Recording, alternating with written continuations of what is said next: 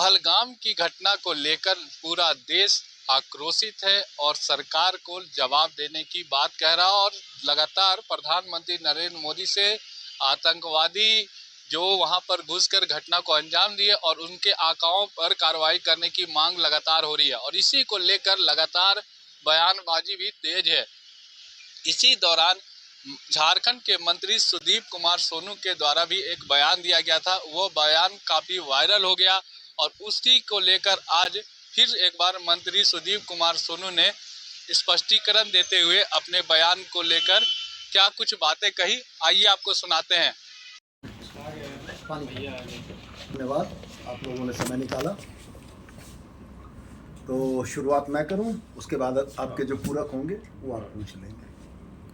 मेरा बड़ा स्पष्ट मानना है कि आज की राजनीतिक जमात में तीन तरह के लोग हैं। एक पढ़े लिखे लोग हैं, एक अनपढ़ लोग हैं और कुछ कुपढ़ लोग हैं। और सबसे दुर्भाग्य यह है कि ये कुपढ़ों की जमात जो है ना, यही ज़्यादा दिखती है। कल के मेरे बयान पर, भूगोल के ज्ञान पर बहुत सारी चीज़ें मुझको बताई गई। कल के बयान में मैंने बड़ा स्पष्ट कहा था कि पहलगाम में निर्दोष नागरिकों की हत्याओं के लिए हिमाचल के मुख्यमंत्री सुखविंदर सिंह सुक्खू इस्तीफा दें। ये हमने इसलिए कहा था कि आज़ाद भारत में सार्वजनिक जीवन के लिए बड़े उच्च नैतिकतावादी मानदंडों की स्थापना हमारे पूर्ववर्ती नेताओं ने की। 1956, मैं आपके माध्यम से आपको और देश की जनता को याद दिलाना चाहता हूं कि 1956 में एक रेल दुर्घटना के बाद तत्कालीन रेल मंत्री स्वर्गीय लाल बहादुर शास्त्री ने नैतिकता के आधार पर इस्तीफा दिया था। आदरणीय प्रधानमंत्री जी कल जिस बिहार की धरती में नीतीश कुमार जी के साथ बैठे हुए थे, 1999 में रेल दुर्घटना के समय में तत्कालीन रेल मंत्री नीतीश कुमार जी ने नैतिकता के आधार पर इस्तीफा दिया था।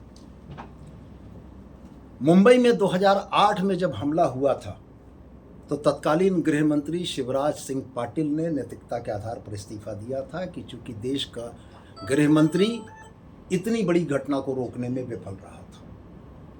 और मुझको बड़ा आश्चर्य इस बात का हुआ कि हमारी पत्रकार बिरादरी जो लोकतंत्र का चौथा स्तंभ है, उसमें 28 लोगों के मारे जाने के बाद किसी पर जवाबदेही फिक्स करने की बात नहीं की। ये चीज़ें क्यों कर हुई? आखिर यह विफलता किसकी थी? कौन लोग इसके जवाबदेह थे? आप पूर्व की घटनाओं को उठाकर देख लें। 2001 में जब भारत की संसद पर हमला हुआ था तो अफजल गुरु ने जिस डीएसपी सलविंदर सिंह का नाम लिया था कि श्रीनगर से दिल्ली तक उसने पहुंचाया था, आज तक जवाबदेही फिक्स नहीं हुई। जब पहलगाम में, माफ़ कीजिएगा, पठानकोट में एयरबेस के ऊपर हमला हुआ था, उस समय भी कोई जवाबदेही फिक्स नहीं हुई। जब पुलवामा में 300 किलो आरडीएक्स के साथ हमारी सीमा को चीरते हुए आतंकवादी घुस गए, कोई जवाबदेही फिक्स नहीं हुई। देश को यह नहीं मालूम कि वो 300 किलो आरडीएक्स देश की सीमाओं में कैसे आया। पहलगाम की घटना में 300 किलोमीटर दूर से हमारी सीमा से अगर 6 आतंकवादी टहलते हुए चले आते हैं तो ये विफलता किसकी है? मैं तो सिर्फ यही कहना चाहता था कि अगर कोई जवाबदेही नहीं फिक्स हो रही है तो हमारे सुखविंदर सिंह सुक्खू जो कांग्रेस के मुख्यमंत्री हैं, उनको जवाबदेही लेते हुए, नैतिक जवाबदेही लेते हुए इस्तीफा देना चाहिए। और मैं तो साथ में ये दोहरा कर कह रहा हूँ आपको कि यदि देश उन 28 शोक संतप्त परिवारों के साथ खड़ा है तो इस देश में राष्ट्रीय शोक की घोषणा क्यों नहीं हुई? ये राष्ट्रीय आपदा का विषय था। अगर हम जबानी नहीं, दिल से अपने उन 28 भाइयों और बहनों के साथ खड़े हैं तो इस देश को राष्ट्रीय शोक की घोषणा करनी चाहिए थी और ये पूरा देश उस राष्ट्रीय शोक के साथ उन परिवारों के साथ होता। तो मैंने तो सिर्फ इतना ही कहा था कि अब बदले हुए इस नए भारत में घटनाओं की जवाबदेही फिक्स नहीं होती है। हमारे आदरणीय नेता प्रतिपक्ष, झारखंड के भारतीय जनता पार्टी के प्रदेश अध्यक्ष, उन्होंने मुझको मेरे बयान को फूहड़ बताया। मैं बड़ा सम्मान करता हूं उनका, लेकिन मैं उनसे ज़रूर ये कहना चाहता हूँ कि कल गिरिडीह में दिए हुए उनके आदरणीय कार्यकारी अध्यक्ष डॉक्टर रविंद्र कुमार राय का बयान भी जरा सा उलट कर देख लेते। झारखंड से लगने वाली अंतर्राष्ट्रीय विदेशी सीमा का जिक्र जो उन्होंने किया है, तो डॉक्टर रविंद्र कुमार राय को भी थोड़ा भूगोल का अध्ययन करा देते कि झारखंड की कोई सीमा अंतर्राष्ट्रीय सीमा से नहीं लगती है। तो मेरा कहना यह था कि जब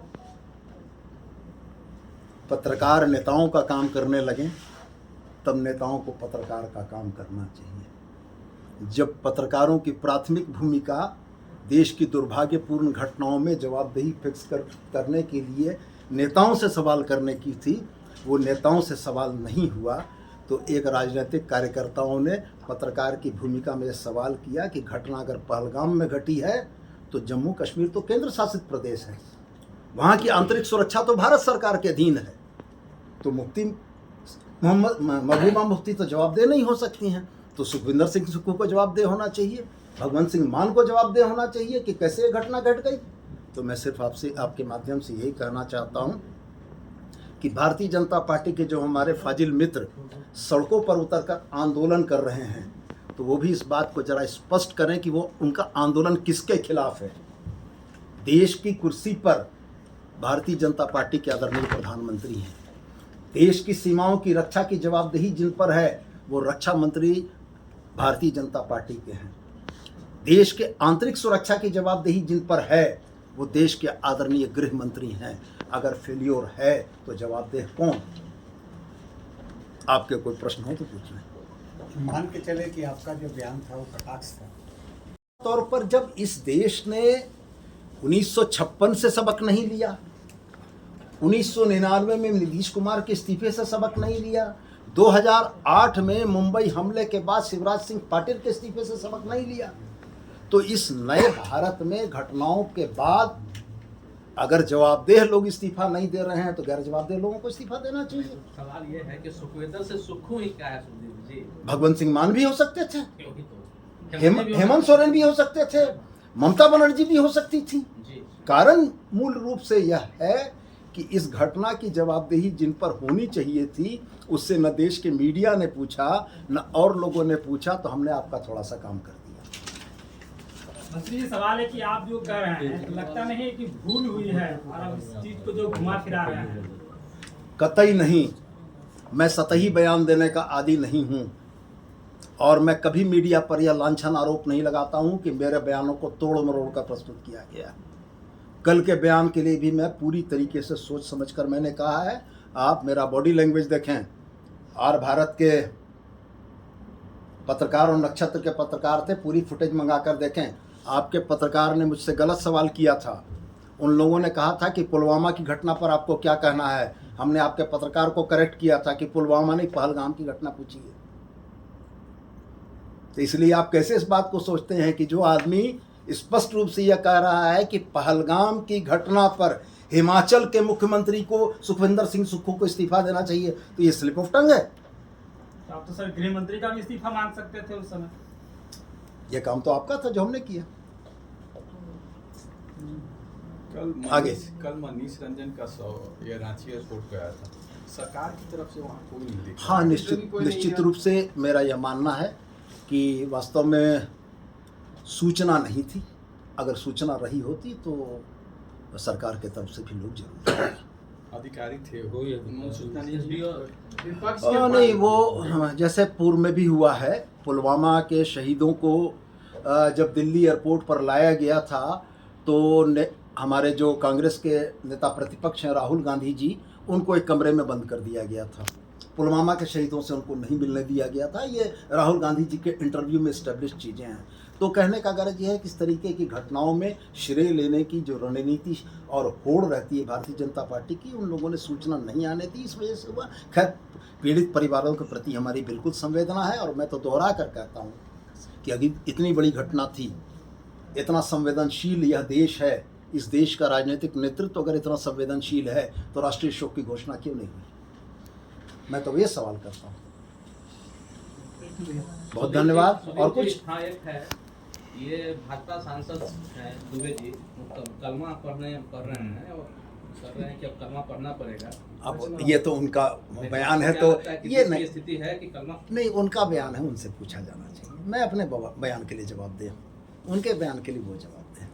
सर आप नगर विकास मंत्री हैं, रातू रोड एलिवेटेड को वो तो माननीय मुख्यमंत्री उसको देख रहे हैं।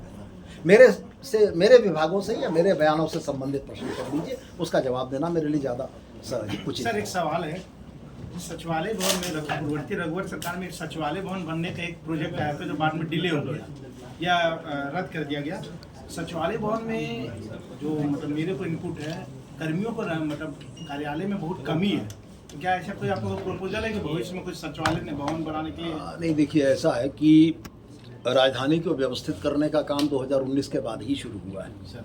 चाहे फ्लाईओवर्स का निर्माण हो, चाहे सड़कों का चौड़ीकरण हो, चाहे व्यवस्थित तरीके से माने सरकारी भवनों का निर्माण का हो, तो ठीक है, ये चीज़ें चल रही हैं और हमको उम्मीद है कि आने वाले समय में भी और बेहतर। नक्शा को लेकर हाईकोर्ट में जो सवाल पानी की आव की व्यवस्था होगी। नक्शा को लेकर लीगल ऑफिसर के अपॉइंटमेंट के लिए ऑनरेबल हाई कोर्ट के डायरेक्टिव थे। विभाग ने लीगल ऑफिसर के अपॉइंटमेंट की दिशा में कदम आगे बढ़ा दिया और मुझको लगता है कि बहुत जल्दी ये मामला रिजॉल्व हो जाएगा।